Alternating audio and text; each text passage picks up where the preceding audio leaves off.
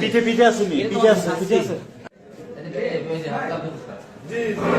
খোকন দারোগা ফোন দিচ্ছে, ফোন দেওয়ার পরে বলতেছে যে তুমি একটু আসো, তোমার সাথে কথা আছে। পরে দিয়ে আমি আসছি, আসার পরে দিয়া ওই যে ভিকটিম অপরাধ, ঠিক আছে, এর খোঁজ চাইছে। পরে দিয়ে আমি খোঁজ দিছি, তারপরে বললাম যে দেখেন এর তো আনতে আনতে সময় লাগবে, আমি থানায় গিয়ে আপনাদের সাথে কথা বলবো।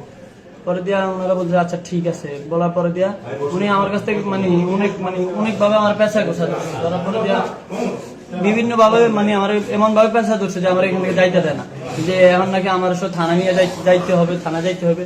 আমি বলছি যে আমি থানা যাব না, ঠিক আছে। পরে দিয়ে আমার জোর জবরদস্তি করে নিয়ে গেছে। আমি গেছি থানায় যাওয়ার পরে দিয়া এরা অনেকজনে মিললে আমার মারধর করছে থানায়। প্রথমে আমার নিয়ে গেছে থানায় নিয়ে কোথায় মারধর করছে? ওসির রুমে? ওসির না, একটা রুম আছে, এক্সট্রা রুম আছে, ওই রুমে এক্সট্রা রুমে নিয়ে গেছে। 4-5 জন আমার একজনের কলার ধরে টানাটানি লাগা দিচ্ছে, যেন প্রথমে ছিঁড়া আছে, ঠিক আছে। এরা টানা হাসরা করে আমার ইচ্ছা মতো মারছে, বন্দুকের ডাক দিয়া আমার পেটে মেটে দিয়া। এরপরে যখন সিনিয়র বাইরে আসছে, আসার পরে যাকে না আপনার দেখলাম পায়ে রানের পিছনে মারধর করে নেই। পরে কি দিয়ে মারছে?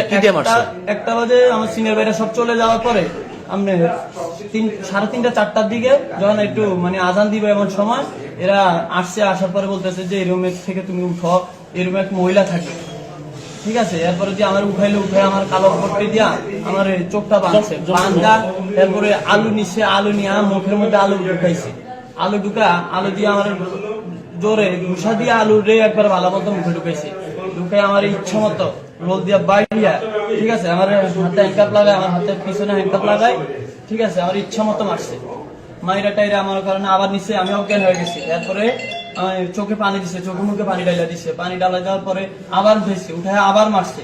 তোরে মাইরা ফেলাম, ঠিক আছে। পুলিশ তোর কি হয় ক, ঠিক আছে, পুলিশ তোর বাপ হয় ক।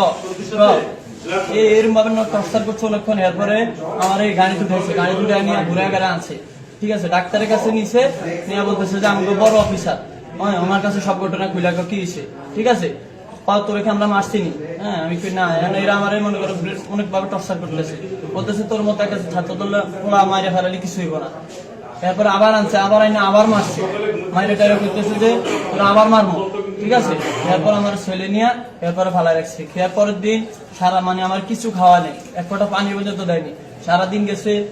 এরপরে দিনের 4টা বাজে আমার চালান করছে। এর মধ্যে দিয়ে আমার সাথে কারোর সাথে দেখাও করতে দেয় না। মাইনে আমার হাতে একদম হাতের আঙ্গুল সহকারে আঙ্গুলের মধ্যে বাইরে ইচ্ছা মতো।